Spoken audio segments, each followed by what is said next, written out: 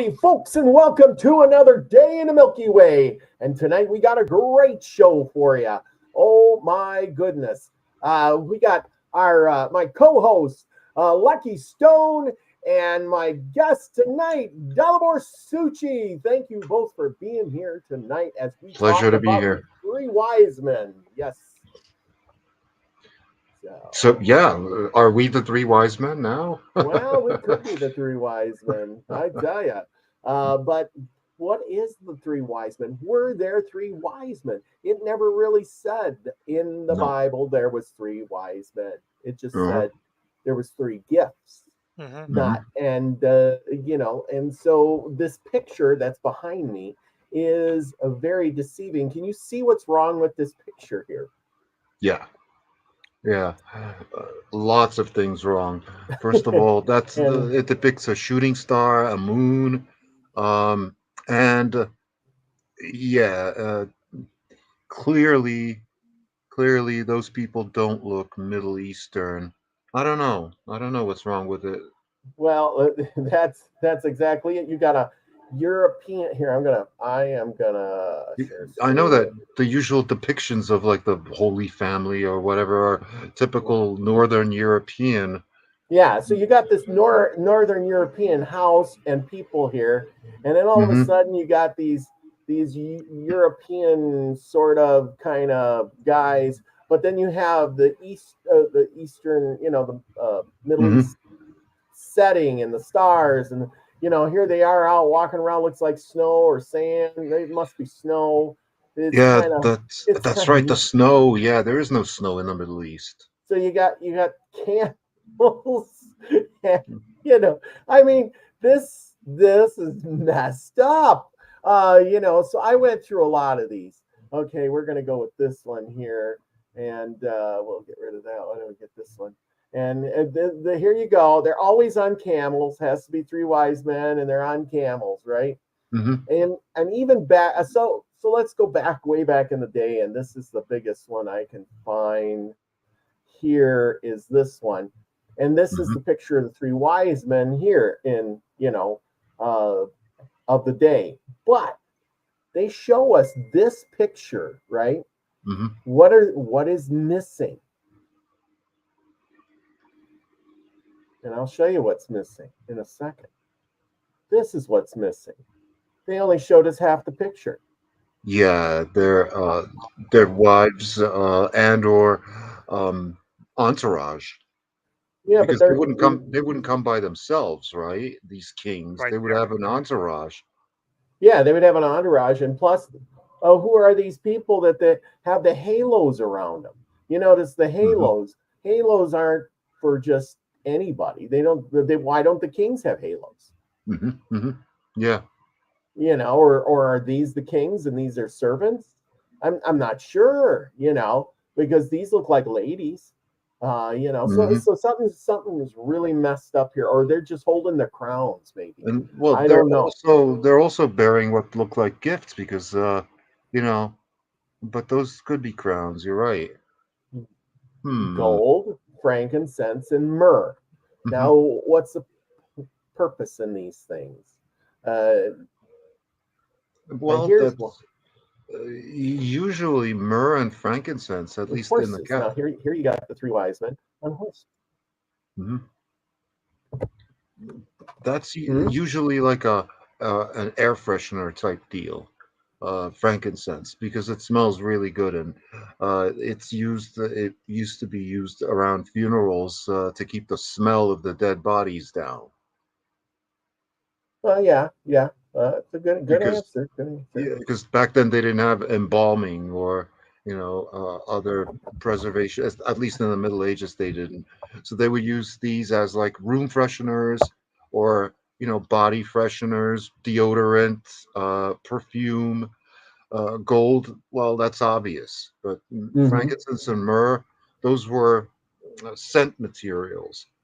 So yeah, Hmm. and obviously they were considered luxuries because frankincense, that's the sap of the boswellia tree, which is kind of rare, Yep. and same with myrrh. So it's kind of all three are luxury products, you could say. Okay. So, Lucky, you got anything to add to this? Well, from my what I read is gold was the king, the royal. Hmm. Frankincense was for the priests and the religious, and myrrh was for the common man. That was the symbolism of them. But Hmm. Hmm. again, you're right. They were not three. It was just three gifts, and then they somehow became three men. But it was probably a lot if they had been, if they were magi or they were magicians or Hmm. zodiac, Byzantine astrologers. They were truly like that. They wouldn't be just three men. It would be them and their entourage. So there's a Hmm. lot to the story that keeps getting convoluted and changed depending on who you hear it from. And Hmm. in some of these Christian traditions, there's up to 12 of these Mhm. wise men that come over, anywhere from 3 to 12. But since that's a constantly recurring number, 12 or 3 or 7 are constantly in the Bible, like constantly repeating over and over again. And Well, yeah, usually that's the thing. Yeah. when you see 12, that's the 12 astrological signs, which correspond roughly to the 12 months of the year. And 7, that's the 7 days of the year. uh, if you see 4, that would be the 4 seasons of the year, because back then they were basically obsessed with time, as they should, as we should be, because time, that's all we have in our life, really. Hmm. Well, I got some good stuff that may blow your mind on some of these things. You're Excellent. right. Well, and if I'm wrong, please chime in. Hmm. So I did a lot. I put a lot of study into this. Now, you read the Bible, and it's kind of, are we reading it word for word and taking it literally, or is there a hidden meaning in this? You I'm going It's to play know, always David symbolism. Null. I'm going to tell you, David Null. Which Bible are you reading? Which Mhm. translation? yes, Who did you get that from? Good that's point. exact. This is Good point. exact. Yeah. Yes, yes. I always ask that too. I'll tell you. Hmm. Because yeah, because there's the King James, and then there's a Farafetin, and then there's a New World, and then you get the same passage, and you can get a different meaning from each one. And I'm like, wait a second, where is this coming from? Yeah, Yes, yes. there's like, even in the modern day, we have like at least 100 different translations or versions of all of these books of the Bible. And Hmm. I think the most common one would be the NIV, the New International Version. That's Hmm. it. Yes, exactly. At Yeah, Niv, that's NIV. the one. Hmm. Okay. And Well. that was at the time that translation was done. It was supposed to be the most comprehensive, utilizing like experts in all these ancient languages, and them getting together and like coming to a consensus on what each individual word means, and then what each of the passages mean. But it's uh, it's still kind of a guessing game. Yeah, it is. And I looked up a bunch of this stuff on Bible Hub to Hmm. tell you the truth, some of that, so I can get some good information, check each phrase. Very similar until you get to some of that stuff. We're just going to go with basic material. We know the wise men, they had to be magi's at the time because that was the common thing. And they were wise men, of course. Never said how many. And some of these men, they came from the east, obviously, bringing these items. Um, so how did these guys get to, why are they coming in the first place? Well, How did they know ahead? They just seen a star and said, "Oh, there's a star afar." yeah, that's a very unlikely story, because every star rises in the east and sets in the west, just like the sun, just like the moon. So, the story of, oh, we saw a star in the east. Well, if you saw it in the east, well, a couple of hours later, it's going to be in the west. So, Mhm. So, literally can't follow a star and walk so, towards it. so I did a little research and talked to some a wise man about all this, and the wise men were coming from the east because of Daniel, the book of or Yeah. Daniel, who with Hmm. Nebuchadnezzar was a seer. Remember back in the day, he was a seer interpreting dreams. And at Oh that yeah. point, he gave these. He put it out there that there was a Messiah coming and to look for the signs, etc., ahead of time. So, these guys have been sitting there waiting with this prophecy coming. And when they seen the star, they knew what to do because of Daniel back in the days of Nebuchadnezzar. See, Hmm. so now that would kind of make sense because why would they just show up? You're talking months and maybe a month of travel to get where you got to go to bring these gifts. Now, we don't know how many because apparently that wasn't important.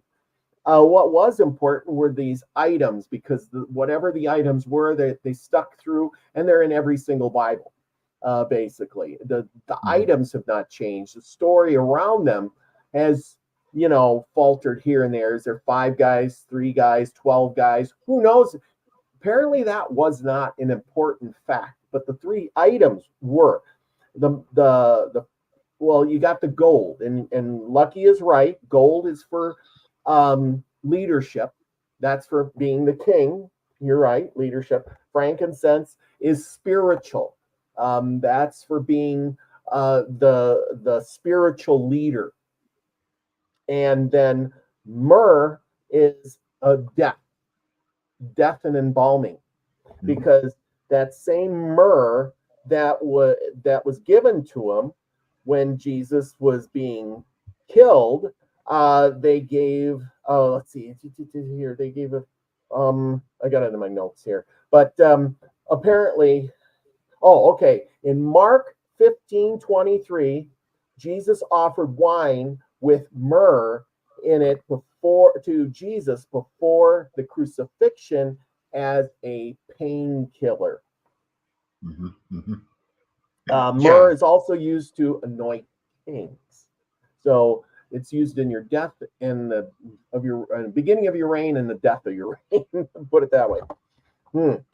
So that's kind of where I went with that, and so that's why we have these guys going there, bringing these items. They're symbolic of what is to come. It's trying to tell you these things are going to happen in the future, Yeah, and and by using these story elements, mm-hmm, they're conveying the impression that this new king or whatever, he's going to be a king, and he's going to be spiritual, but he's going to be mortal.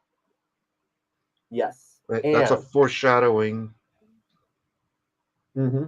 And where are they all headed? Obviously west if they came from the east, Oh, right? yes, they're heading west. And but what town are they going to? Bethlehem, house of bread, That's literally. Yes, house of bread.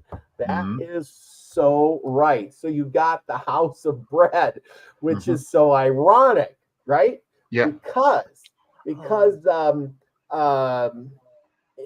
so then where was Jesus born? And we're gonna, here's the wise men again. Well, I gotta get my house again, house of bread, that could be interpreted as bakery, right? yes, exactly. The It could be bakery. interpreted lots of ways. Okay, so here's Jesus. They're getting ready for, the wise men are coming. Here's Jesus in the manger. This isn't the manger. They wouldn't have been in a wooden manger. All of this is wrong. You wouldn't have Sure. had wood and salt. This is a European setting with Eastern Middle Eastern people put in it. Hmm. It is kind of hilarious because everywhere you look, it keeps showing you the same things. Why Hmm. would you have a big wooden structure in there? Yeah. Yeah. Yeah. It Well, makes no sense. it's in the middle of nowhere too, because remember they went to the city of Joseph's birth, which was packed. All the hotels are full, and they go, "Okay, I can stay where the animals stay," which was next door, not in the middle of nowhere. So yeah, this is real. Yeah, it's a Yeah, they weird wouldn't picture. have. Those animals are quite valuable to those people. That was what constituted a large portion of their wealth. So they wouldn't have kept them in the middle of nowhere. They would have kept them Yeah, close by their homes. right. Mm-hmm. Uh, oh crap! I think I got this. Okay, so here is I'm gonna. Sorry, I should have had this up earlier, but we're gonna go with this.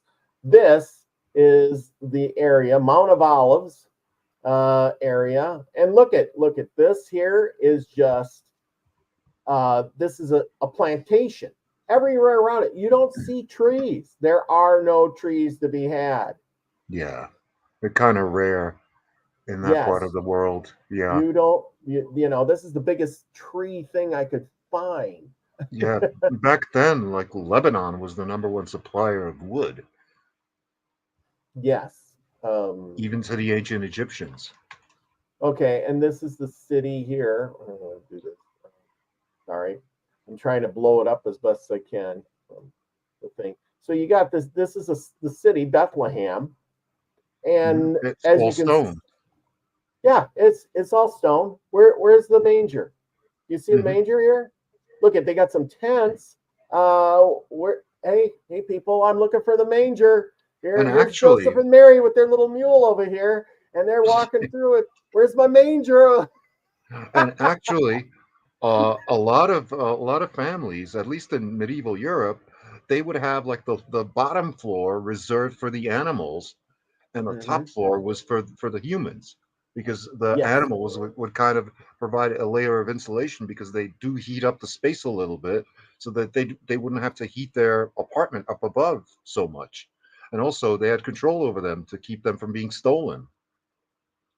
yes. Oh They yeah. literally had them under one roof, but they didn't like live with the animals like some people think. They no, they had them just downstairs Yes, yes. They would have them downstairs, at the like you ground said, level. At the ground ground level. level, not below ground level, because a lot of animals have trouble like walking downstairs, not Hmm. necessarily upstairs. Like a horse can walk upstairs, but getting him to walk downstairs is kind of difficult. Absolutely. I know. Lucky knows too. He's had horses, and yeah, get him to go down. It's not as easy Yeah, as to make them go up.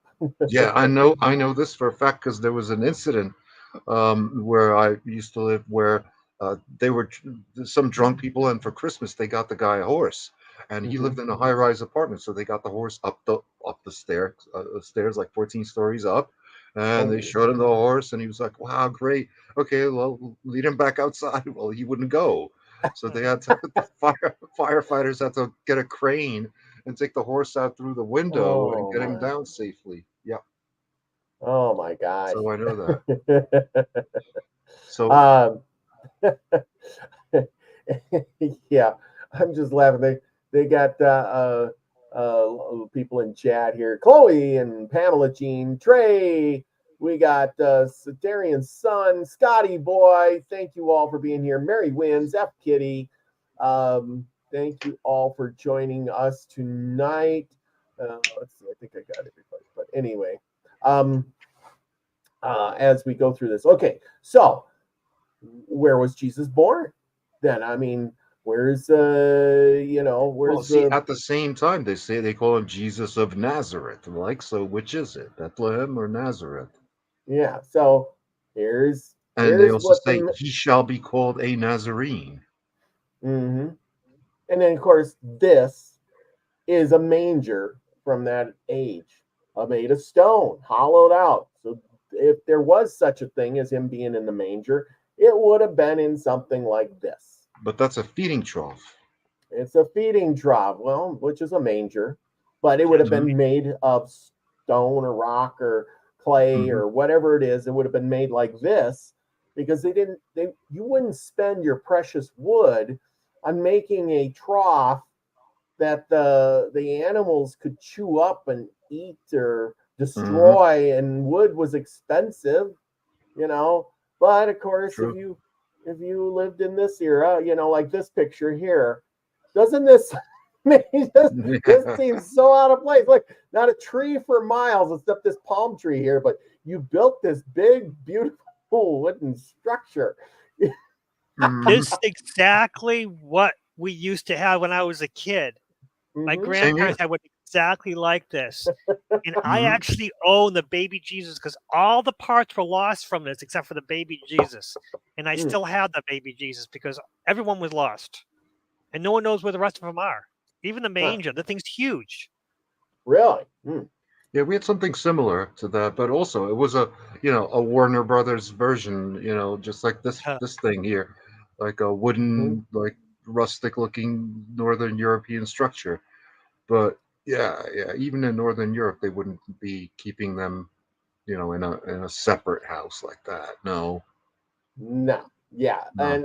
And this if anybody believes this, it's so out of place. Here's your wise men showing up going, "Oh, look, the baby Jesus. We traveled for so long on our camels, and we got to this place called Bethlehem, and this is what Bethlehem looks like. It's in the middle of the desert, nowhere, I mean, And come on. yeah, the interesting discrepancy that arises here is the fact that neither Bethlehem nor Nazareth were actual towns at the time that this was supposed to have happened. Uh-huh.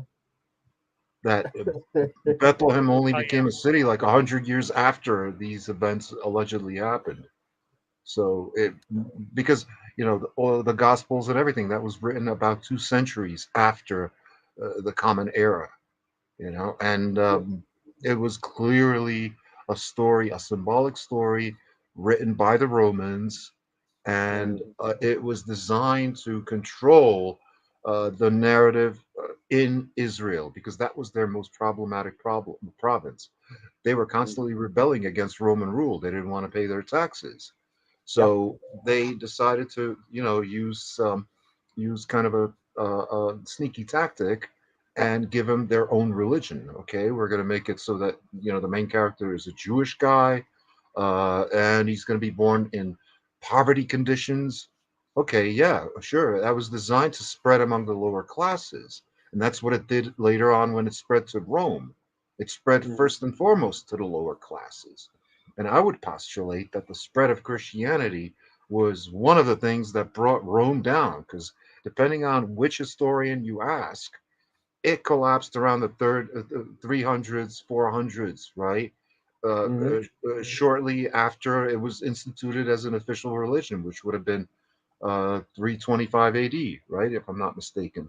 Yeah. So, and why? One of the characteristics of a culture going downhill is the fact that they started adopting like ghetto culture. And this was a ghetto religion. It was designed to appeal to the lower classes just, by virtue of the fact that he was born in like an animal manger, right?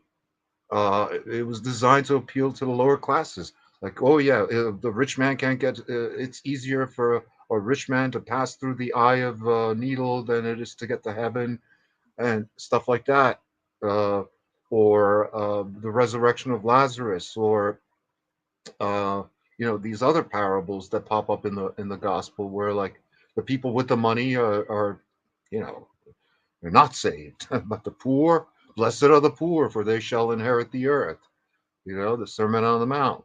So that's uh, that's this scene right here. This is what led to one of the things that led to the downfall of Rome, and we're seeing that even today in the United States.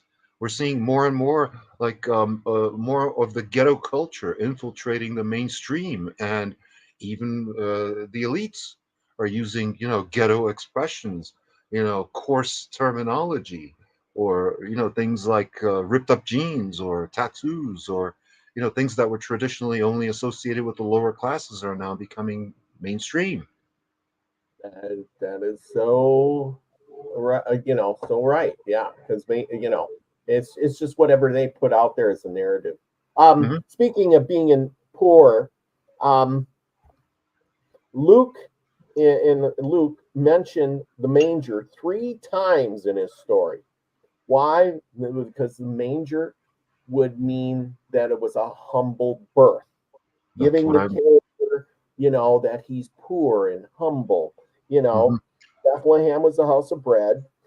Jesus was the food. Why was he in the manger? Because he was the food. His body is the bread, and his blood would be the wine. And so that being the symbolization of the wine or the bread being in the town, house of bread, him being in the manger is, what do things do when you're in the manger? You're eating, Mm-hmm. So his body being in the manger is the bread waiting to be eaten. Mm-hmm. Like I said, it's so weird, when you start thinking about all these symbolizations. Okay, so there's a church built over the spot where Jesus was apparently born, and they have an altar there, and they made this big star, and there it is. Now Mm-hmm. you've seen the spot where it all happened thousands of years ago. Yeah. Well, um, it's also the thing with the issue with the date. Some say that it wasn't the 25th of December. It was the eve of the 24th of December, the 21st of December, August 18th. We have all these dates postulated, but well, it most likely corresponds with the winter solstice, which happens on the 21st of December. We are going to get to this December thing in a few minutes here. I got some other stuff here we're going to get through. I want to show everybody about where Bethlehem is. If people, I'm sure they don't know where it is, because most people can't even point out their own home on a map, for God's True. sakes, right? Okay, well, and you got two different locations, kind of Luke and Matthew. How things go, but these pictures are more to see where Bethlehem is, and if we can point it out, Bethlehem is right here. There I you see. go. Yeah, And right, then close to the Dead Sea. yeah, and if you look real hard, you can see in the corner here, this is Gaza right here. Gaza that they've been talking about in the news so much. Yeah. This is the Gaza Strip. Yeah. So wouldn't that be actually closer to the West Bank? Yeah. I think it is. Yeah. Isn't that crazy? Or So even in the West Bank. I got a map. And let's do this. You're right. Yeah, it is in the West Bank. Here's Gaza, and Mm-hmm. there's Jerusalem, Mm-hmm. and Bethlehem should be here somewhere. It's right by that red teardrop. Oh, there we go. Yeah. Sorry, Yeah. Jerusalem, Bethlehem, and there's there's Gaza right there. Yeah. So people, are wondering. Here's the Gaza Strip everybody's talking about, which isn't too far from all of this other stuff going on. It's interesting. I never knew that. Interesting. Yeah, you don't rarely look at this until it's in the news, and you start looking at a map, and you're going, "Holy cow! All these famous places are right here." And it's interesting that Hebron is also in the West Bank. And Hebron, that's where like all the main Jewish prophets are buried. Like everybody from Moses down to I don't know, all the patriarchs are buried there too. And it's not pronounced Hebron, it's pronounced Hebron. Okay. Hebron. Hebron. Yeah, we got a Hebron over here. We call Hebron, but they make bricks over by me at that place. It's kind of interesting.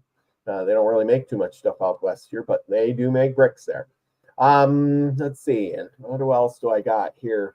Look at this. Okay. Now we're going to talk about something very interesting. Yes, this is interesting. I knew you'd find. I knew you were going to wait for this one.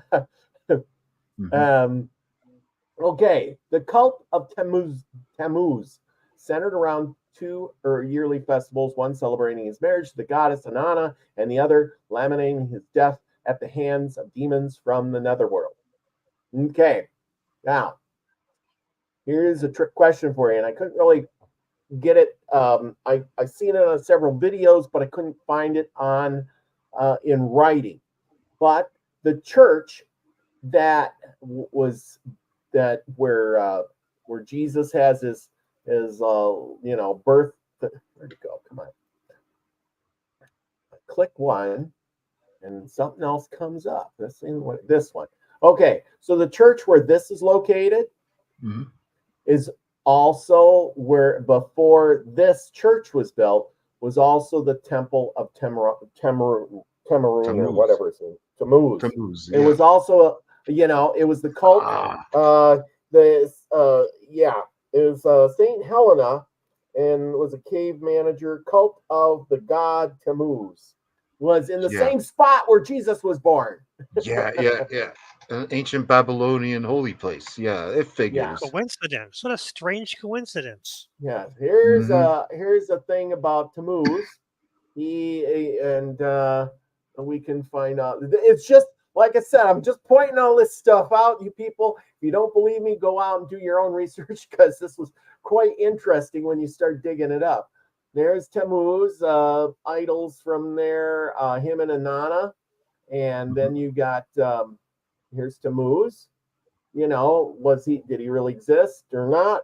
You know, Yeah, he's I don't. kind of reminiscent a bit of like the Egyptian pantheon, right? Because he's got Yes. that crook, or what is that he's holding, and he's got his hands in that Looks characteristic position. looks like Oh a yeah. spear or a shovel, and then the something else here. Okay, so we're gonna go to this, and because I knew we'd all have lots of questions. He's a Mesopotamian religion god of fertility, embodying the powers for new life in nature. In the spring, the name Tammuz seems to have been derived from Akkad, Akkadian, Akkadian. Akkadian form Tamuzi, based on early Sumerian Damu Zid, the flawless young, which in later standard Sumerian became Damuzid or Damuzi. Hmm. Hmm. The earliest known mention of Tammuz is in texts dating to the early part of the early dynastic third period, 2600 to 2334 BC. But this cult probably was much older, although the cult is attested for most of the major cities of Sumer in the third and second millennia BC. It is centered in the cities around the center steppe area, for example, Bad Tribidia. Bad I think Tibira. Bad Tibira. Okay, I'm bad at it. Where Tammuz was the city of God.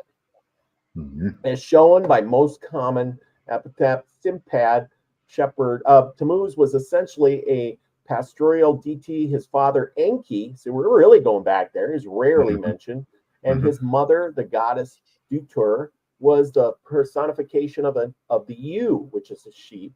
She or his own name, Demuzid, and two variant designations for him, Ahmad Ga, or mother's milk. Oh, ain't that something? And Ulu Lu, multiplier of pasture, suggests that he actually was the power for everything that a shepherd might wish for. Hey, a shepherd. Hmm. What did Jesus do? He's a shepherd of men. Yes, and don't forget, the shepherd's job is not just to protect the sheep, but at the very end of their lives, he's the one that leads them off to slaughter. That's right. But Drastic. also the shepherds were the lowest rung of Yeah, society. They were Yeah. the outskirts, so they were the lows. So now you have the people that Jesus, you know, worked with or lived with, the good lowest point. rung. So you're right. It says, hey, you lower people, come to our Hmm. religion, and it empowers the lower people against, the high and mighty, This is powerful true. priests. Yeah, thanks for bringing that up. Yeah, that's true. Because, you don't need any qualifications to be a shepherd. All you got to do is be able to stay awake and, be able to see. That's it. There is no shepherd school or shepherd training. Mm-hmm. Well, yeah, exactly. Let's go on here. When the cult of Tammuz spread to Assyria in the second and first millennia BC, the character of the god seemed to have changed from that of a pastoral to that of an agriculture deity. The text suggests that the Syrian, and later among the Sabines, Tammuz was basically viewed as a power in the grain, dying when the grain was milled.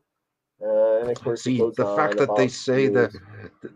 this religion dates back to earlier than second millennium BC, and that his father was Enki.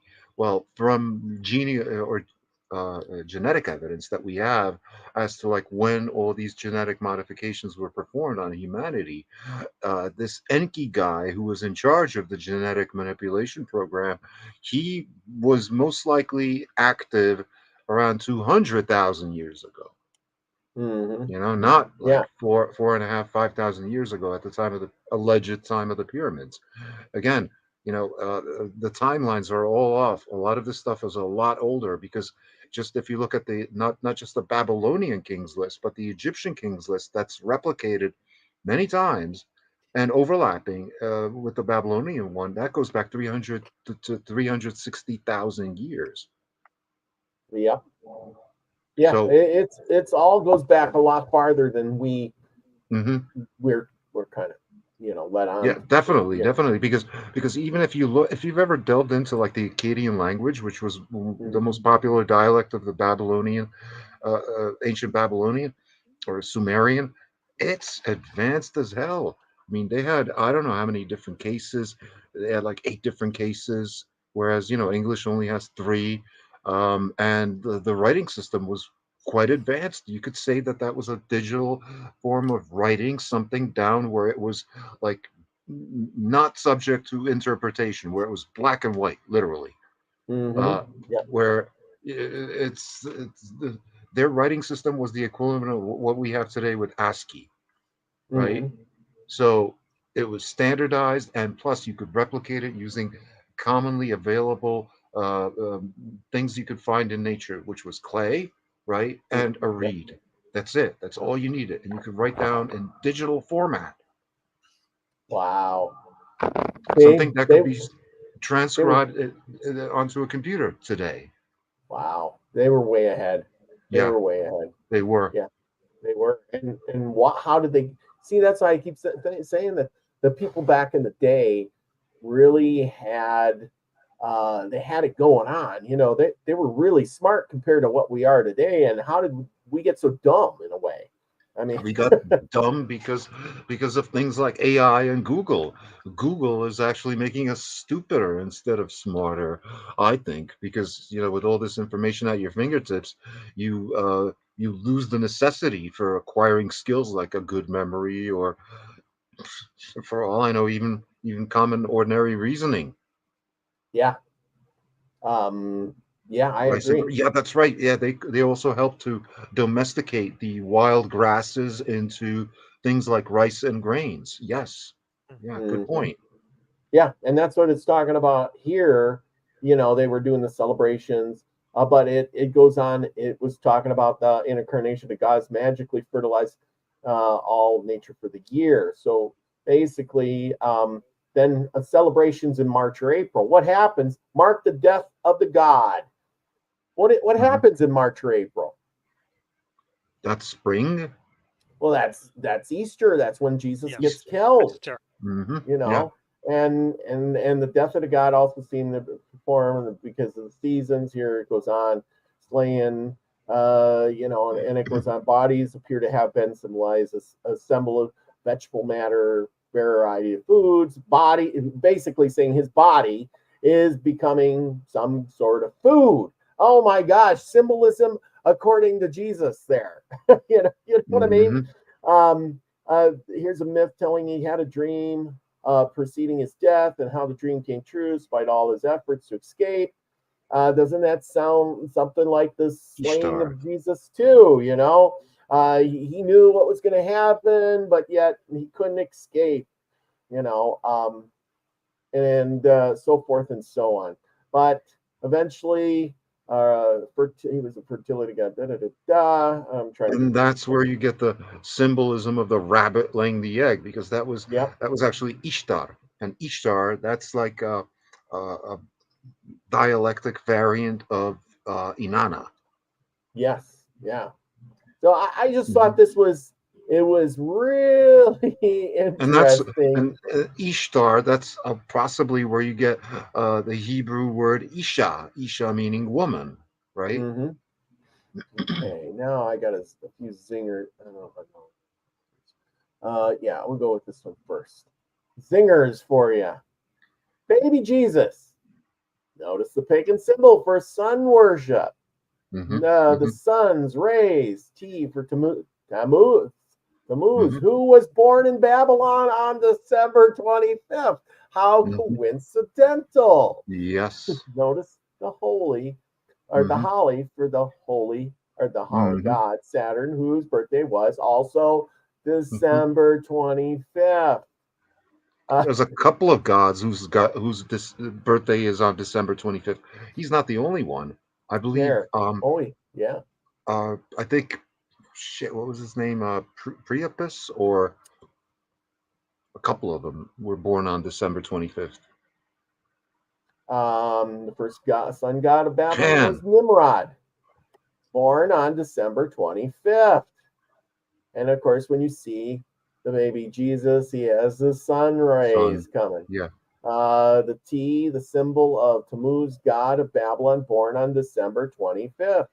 The Mm-hmm. T, which, turned into the cross. I mean, Mm-hmm. just a little bit of, you take an onk and you make it and people forget after a while. Okay, we're going to go with this stuff. Here's Nimrod, Samatris, I guess, Semiramis. Semiramis. Okay, she's the moon, he's the sun. And here's Tammuz, born December Yeah. 25th again. This is the wife and mother of Nimrod.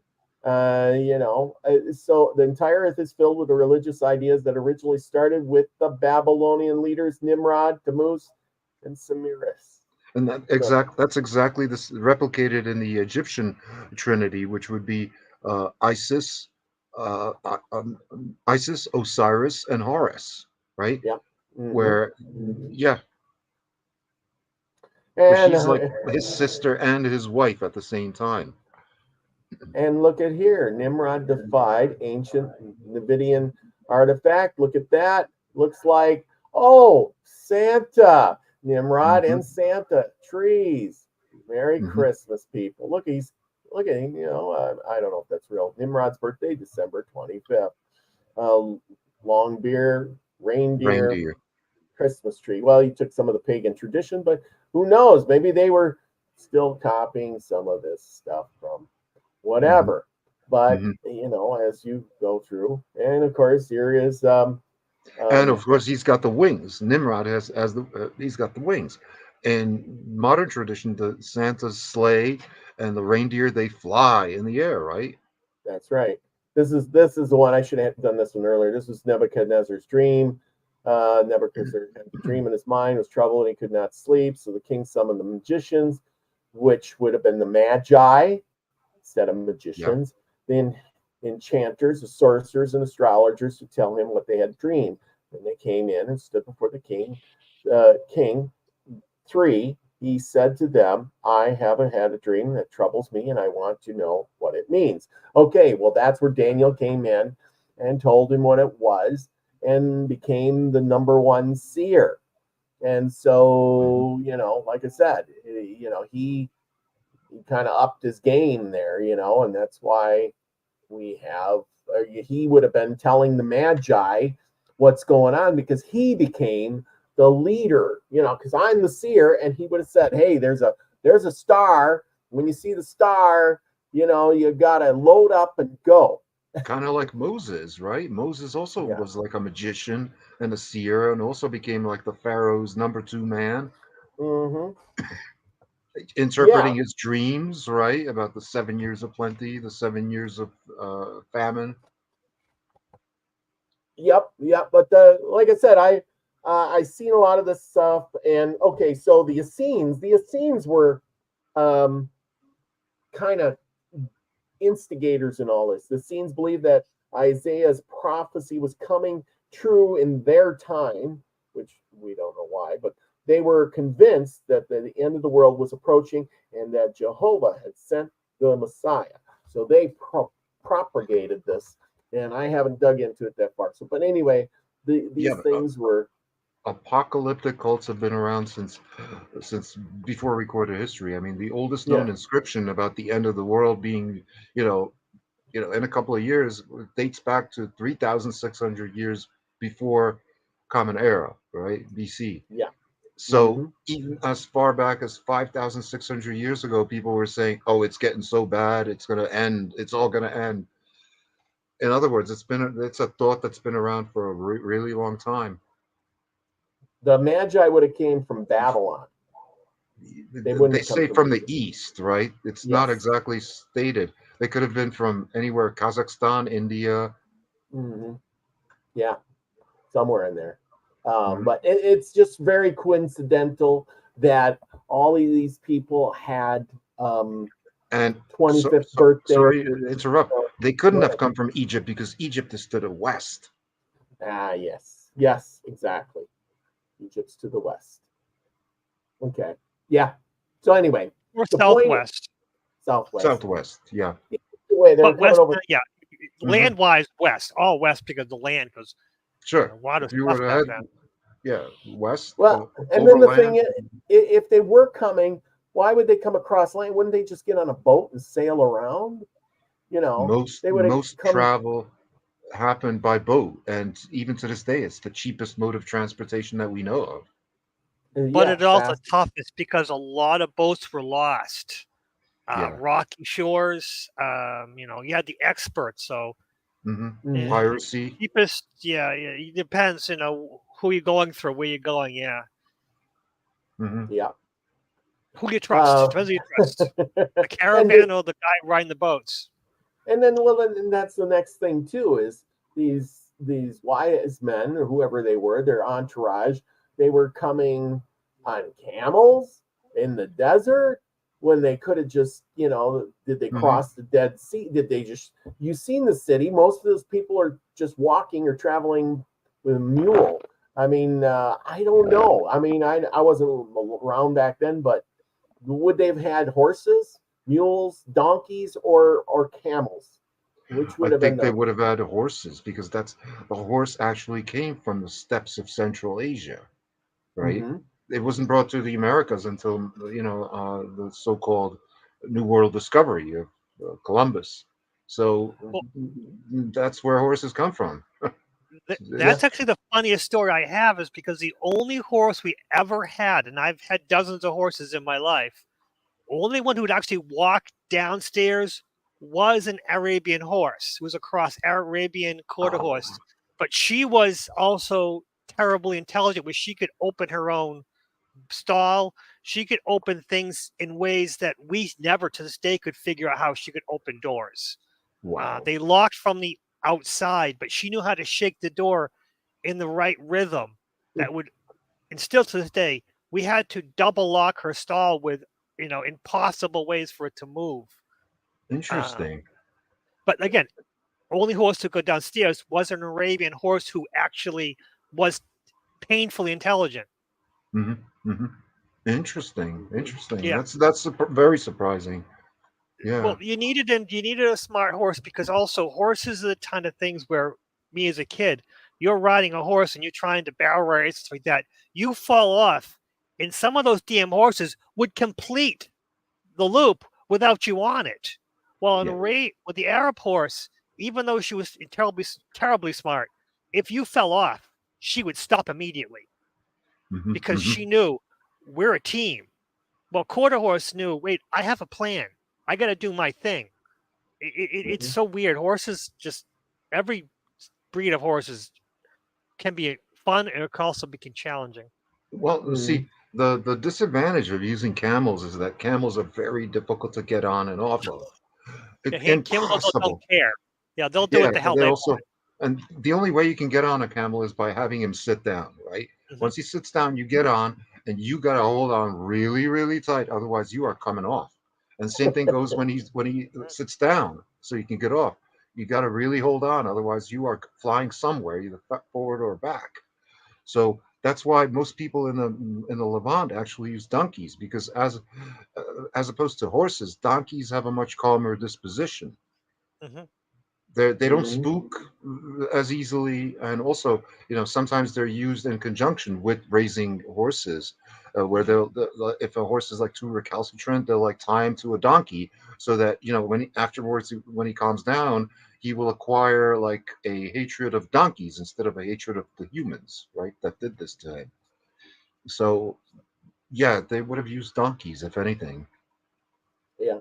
Yeah. as pack Probably. animals and not camels, because Mhm. they're like I said, they're a difficult animal to take care of. Yes, yes, difficult. And if they're bringing stuff or a caravan, because a king or well, like they're saying, or magi, they probably wouldn't have traveled alone. There would have been an entourage with a bunch Hmm. of stuff. And if somebody was riding anything, they would have probably been riding horses or Hmm. having a donkey, or something like that. You're right. The Yeah, they would help have would to have have like been at walking. least at least supplies, right? At least Yes. water, because if they're traversing the desert, that's the number one thing you need is water and some food, and Hmm. possibly even firewood. Yeah, yeah. Um, so like I said, yeah, firewood. Yeah, you got to bring your firewood. You ain't Hmm. finding it in the Oh, desert. yeah. And I You know imagine it what they was use more. in the desert? Huh. They use what they call algor, which is dried animal dung. Oh, yeah, yeah. They would use that out on the plains here. And The it's, Indians would. I They would kid you collect not, the. it's Al Gore. Yeah, yeah. Well, it's funny that Al Gore. We say that all the time, Yeah, and he's in charge of climate change. Good he deal. invented the internet. Yes, and he invented the internet. Thank you, Al Gore. We get a good laugh out of that. Mm. Well, But see, the I other thing is, if you were back in those days, if you were a true king and you were traveling outside your realm, you probably wouldn't wear the garb. You probably wouldn't dress up like a king. You'd Hmm. probably yeah. want to pass yourself off as like, oh, I'm just a farmer. Well, either that or you were going to have an entourage that was well armed, Yeah, and then you'd be yeah. going into that city. See that you're right, because if you're going into that city with a military force, that would alerted everybody that, hey, oh my Hmm. gosh, somebody's coming over here to take over a city. You're right. They would have been very in trying to be very inconspicuous. Yeah. And who knows, maybe they were just wise men, uh you know uh hide in the shadows kind of deal, being the gray man, and Hmm. Well, and that it, was it. it depends on which translation. They were kings in one translation, they were magicians in another, and they were wise men in a third. Depending on which translation you go with, Hmm. that's what these guys were. And again, Mm, none of them said three, but Hmm. yeah, um, being kings is much later. Actually, I hear when I read. yeah, Mostly, it's just magicians, astrologers, uh, yes. and i wise i can cover both. It's i interesting. agree. This might not be even related, but my girlfriend, she decided to set up like an Advent wreath in her living room, right? And she got it wrong. She put up like four red candles, but in the Catholic tradition, it's three red candles and one white candle. And the order that you light them in is the first week you light the red candle, second week a red candle, the third week you light the white candle, and the fourth week you light another red candle. So, and I'd be interested in hearing opinions as to like what's the significance of that, because you also have like three candles, right? Three candles that are red and one that's white. Hmm. Minority Reporter says, I wonder who sent them. Like I said, that was Nebuchadnezzar. uh he was. Yeah, but see, that's the thing. How would the news of that have spread in the ancient world? Well, no, it would have been. It wouldn't have been, because the book of Daniel was way before all of this, and he was given those prophecies. He was a seer. He wasn't there for 2 days. He was seeing things, and Hmm. he probably became the head guy and said, "Hey, when this event comes up in, like, 50, 100 years or 200 years, you will know when there's a star. You better get going. Hmm. It'll be off to the to the west, and you better head out, and this is what he probably said, this is what you need to take, Yeah, but again, and get yourself over there. those are directions that wouldn't work really, because all the stars move the same way from the east to the west. So they wouldn't have been following a star in like any of the cardinal points. They would have been very specific and said, okay, if you see a comet in the constellation of Sagittarius Mm-hmm. that's moving towards the constellation of Cancer or Leo, then that's your signal, right? Yeah, But and as and to it, and guiding it them might to the location, who it might knows? it might have been something like that, because obviously it was a really bright star that we don't have today. So It was it could have been a comet. if it was a real thing, it would have been only a comet. Only a comet would have been noticed as being something out of the ordinary. It wouldn't have been an ordinary star that's known to us. Yes. Otherwise, we point it out today and say that Yeah, that's the that's star. that's That's because yeah. now it's not there anymore. Hmm. Yeah. And that's why it was special. Hmm. Um, so like I said, he must have gave them hints and said these are the things to look for when you see that. Because if I was giving somebody hints, what would I do? I would say, it's going to be something out of the ordinary, but you'll know when you see it. And there's passages in the Bible that are like remarkably specific in this respect, in terms of like astronomical designation of a specific time. Like in the book of Revelation, it describes like the whore of Babylon, that she's got seven stars at her feet, and a lion on her to her left, and this to her right. Well, that's describing a picture of the sky, actually, Mm-hmm. and that could have only happened at this particular date. So yeah, it does get specific in terms of astrological symbolism and dating. But in this respect, I don't think that's relevant because, like I said, the whole New Testament, or I should say, the whole Gospels and everything, that's made up by the Romans. Yes. Yeah. A lot. Like I said, that you're trying to find things. Why didn't they write more about it if it was such a big deal?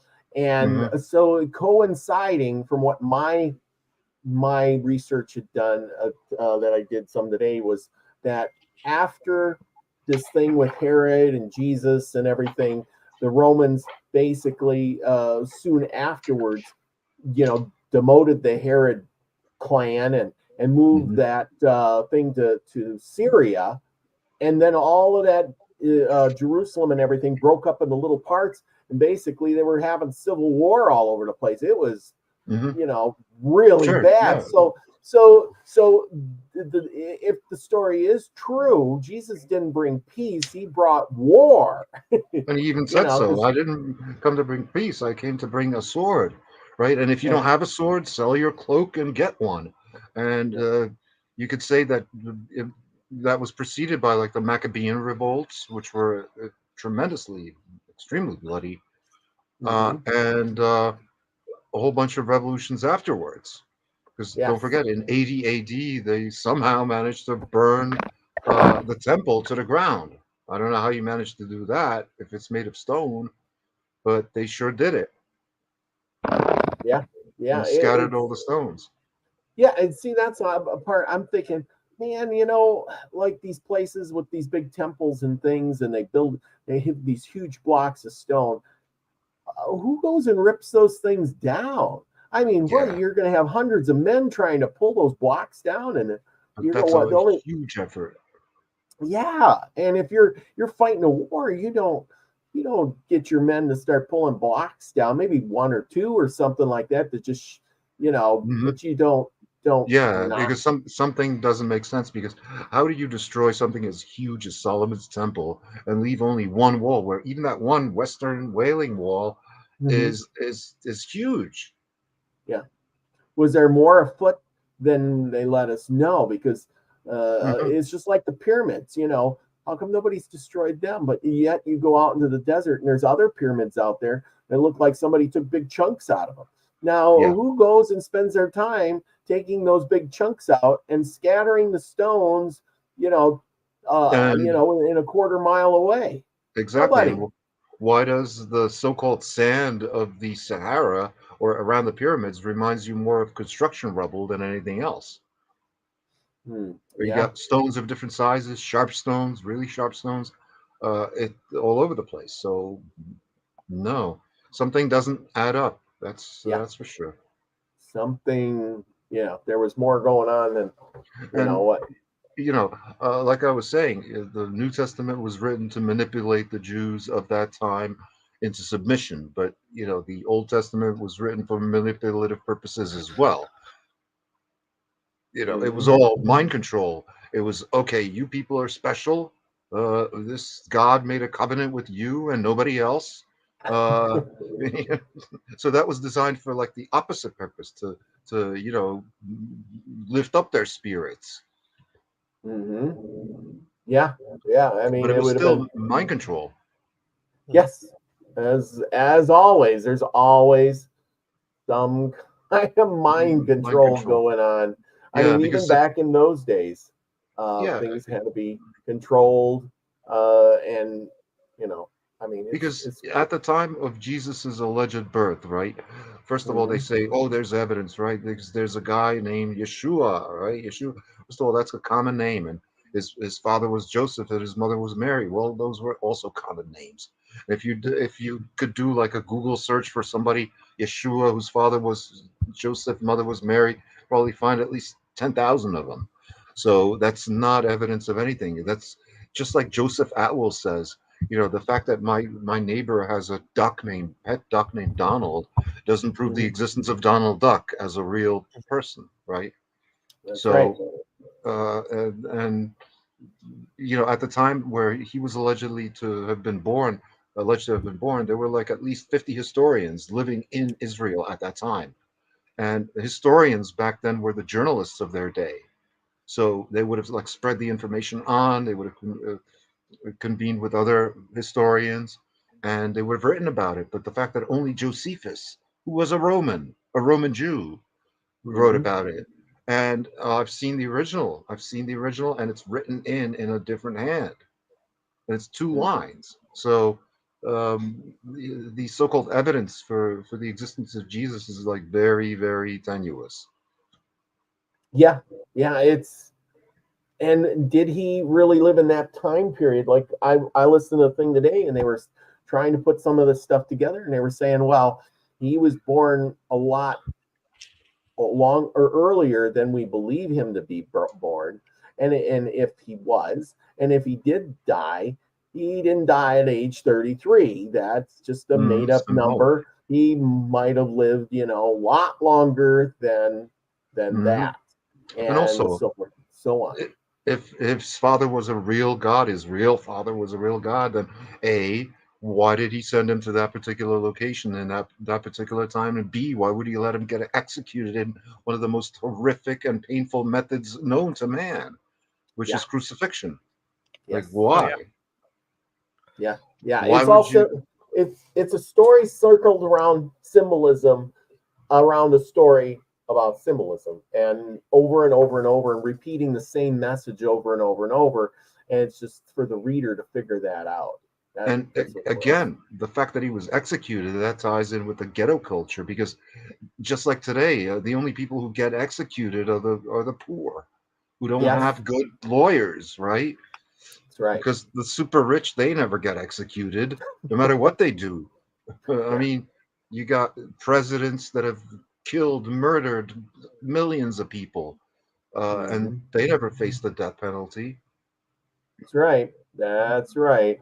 And if they do, something happens to them, and then they disappear, and we never see them again, and they just mysteriously die out of nowhere. And you know, Yeah, they went to uh, prison for 2 days, and they ended up dying. Isn't that a yeah. shame? Or as that Maybe. commenter said, it's all about the money. It's all about who's paying for the research. And Hmm. they say follow the science. Well, guess what? The science follows the money. Uh, That's right. it's whoever's paying for it.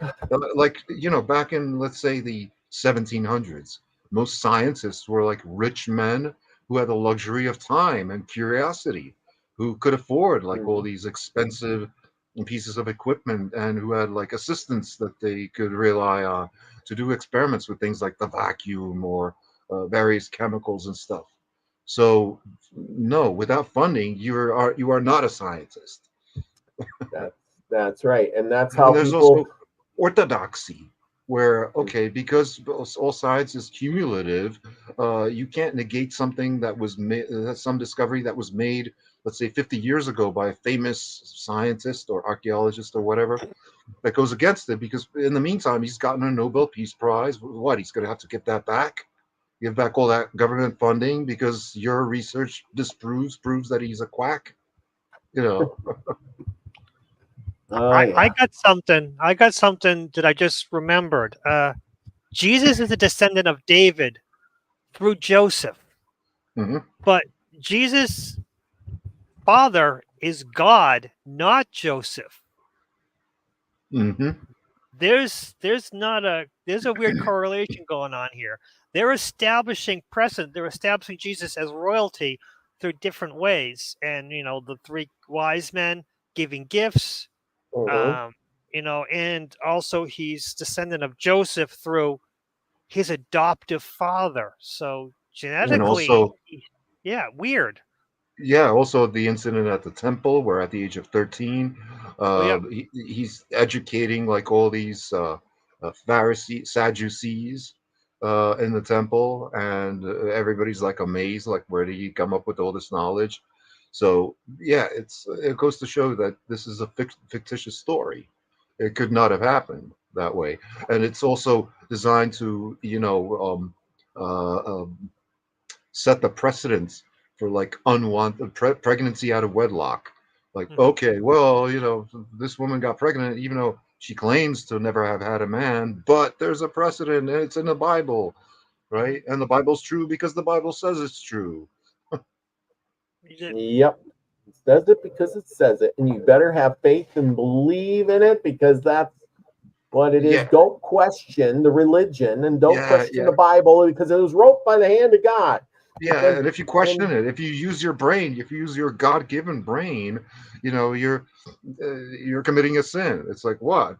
And first of all, and second of all, why would God, who created all man and all life and everything, why would He pick a favor, right? yeah, yeah, Why? yeah. It's seen that's the thing. It's I think it's a code that's been put in there for us to study. And maybe there's more to it. There It's is. in the story, and we need to do the work to figure it Hmm. out.